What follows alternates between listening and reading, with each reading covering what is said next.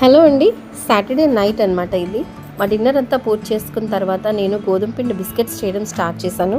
ఎందుకంటే మా హస్బెండ్ ఊరికి వెళ్తున్నారనమాట. సో ఆయనకి హోమ్ ఫుడ్ మిస్ అయిన ఫీలింగ్ ఉండకూడదని నేను ప్రిపేర్ చేస్తున్నాను. ముందుగా నేను ఇలాచీ పౌడర్ రెడీ చేసుకున్నాను, గీ వేడి చేసుకున్నాను. 4 కప్స్ పిండి తీసుకున్నానండి. నియర్లీ హాఫ్ కేజీ పిండి అనమాట. దానికి నేను 2 కప్స్ షుగర్ పౌడర్ వేశాను. ఒక పించ్ ఆఫ్ సాల్ట్ కూడా వేసుకోవాలి, సో దట్ మనకి టేస్ట్ అనేది ఎన్హాన్స్ అవుతుందన్నమాట. ఇక్కడ కొంచెం బొంబాయి రవ్వ కూడా వేసి గోరువెచ్చటి నీటితో నేను ఈ పిండి అంతటిని బాగా కలుపుకుంటున్నాను. నేను ఆల్మోస్ట్ 15 మినిట్స్ పాటు బాగా నీట్ చేసి తీసుకున్నానండి. అప్పుడే మనకి బిస్కెట్స్ అనేవి చాలా బాగా వస్తాయి. చూసారా, పిండి టెక్స్చర్ అనేది ఇలా రావాలన్నమాట. దాని తర్వాత అది మూత పెట్టి ఒక హాఫ్ అన్ అవర్ పక్కన పెట్టేశాను. ఇప్పుడు నేను వీటిని రౌండ్ షేప్స్లోనే చేస్తున్నానండి. ఎటువంటి మౌల్స్ యూస్ చేయలేదు. జస్ట్ నా దగ్గర ఒక క్యాప్ ఉంటే దాంతోనే చేసేసాను.